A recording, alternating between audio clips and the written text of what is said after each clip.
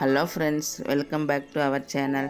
இன்றைக்கி நம்ம பள்ளி பழைய காளான் ஃப்ரை தாங்க பார்க்க போகிறோம். ரொம்ப சுவையாக டேஸ்ட்டாக இருக்கும். நம்ம எப்படி செய்கிறதுன்னு பார்க்கலாம்.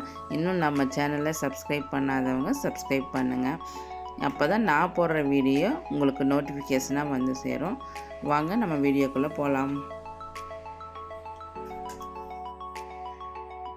எண்ணெய் காஞ்சதும் ஒரு அரை ஸ்பூன் கடுகு சேர்த்துக்கலாம். ஒரு அரை ஸ்பூன் சீரகம் சேர்த்துக்கலாம். ஒரு 150 கிராம் சின்ன வெங்காயம் எடுத்திருக்கேன்.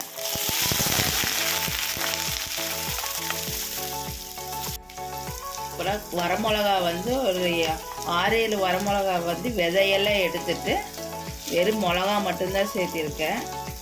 இந்த மாதிரி எடுத்துக்கலாம்.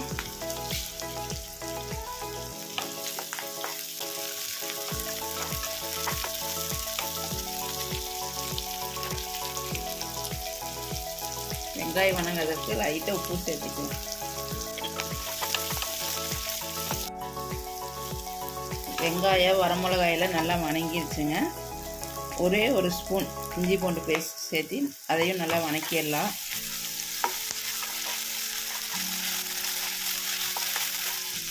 வணக்கம் பின்னாடி ஒரு 1/4 கப் தேங்காய் பொடி பொடியாக கட் பண்ணி வச்சுருக்கேன். அதையும் சேர்த்து வணக்கிடலாம்.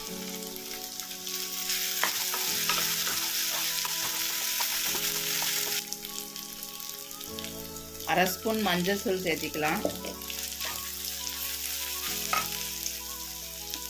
மல்லித்தூள் மட்டும் ஒரு ஸ்பூன் சேர்த்திக்கலாங்க. நம்ம சிக்கன் இருக்கிறத சேர்த்துற மாதிரி இருந்துச்சுன்னா நம்ம மல்லித்தூள் தேவையில்லை.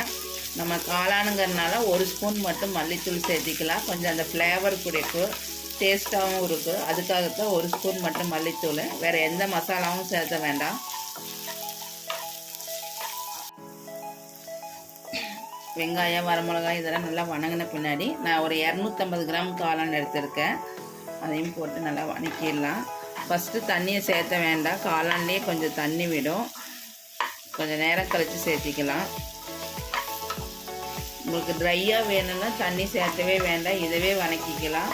கொஞ்சம் கிரேவி மாதிரி வேணும்னா கொஞ்சமாக தண்ணி ஊற்றிக்கலாம். ஒரு 5 நிமிஷம் இது நல்லா வணங்குதுங்க.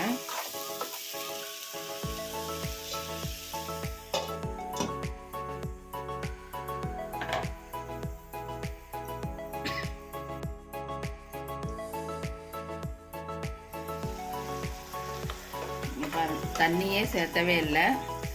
கொஞ்ச நேரம் மூடி வச்சு எடுத்தாவே நம்மளுக்கு காளான்லேயே தண்ணி வரும்.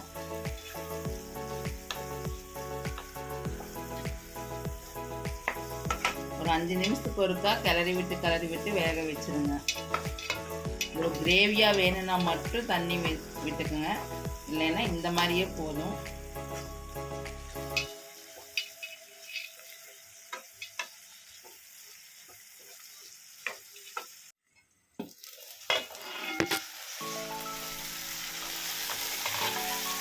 நல்லா வெந்துருச்சுங்க. ஒரு 5 நிமிஷத்துக்கு ஒருக்கா கிளறி விட்டு வேக வச்சிங்கன்னா சூப்பராக வெந்துடும். வரமிளகாய் இவ்வளோ போட்டிருக்கேன்னு நீங்கள் நினைக்க வேண்டாம். விதையெல்லாம் எடுத்துகிட்டு வெறும் மிளகாய் மட்டும் சேர்த்திக்கங்க. டேஸ்ட்டுக்காகத்தான், காரம் இருக்காது. அவ்வளோதான். கடைசியாக கொஞ்சம் கொத்தமல்லி தூவி விட்டு இறக்கிடலாம். பள்ளி பழையம் காளான் கிரேவி ரெடி ஆகியாச்சு.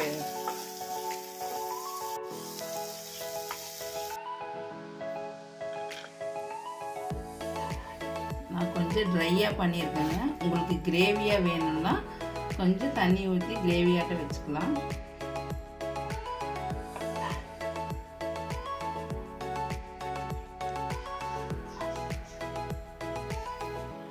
இந்த வீடியோ உங்களுக்கு பிடிச்சிருந்தா லைக் பண்ணுங்கள், ஷேர் பண்ணுங்கள், மறக்காமல் சப்ஸ்கிரைப் பண்ணுங்கள். தேங்க்ஸ் ஃபார் வாட்சிங்.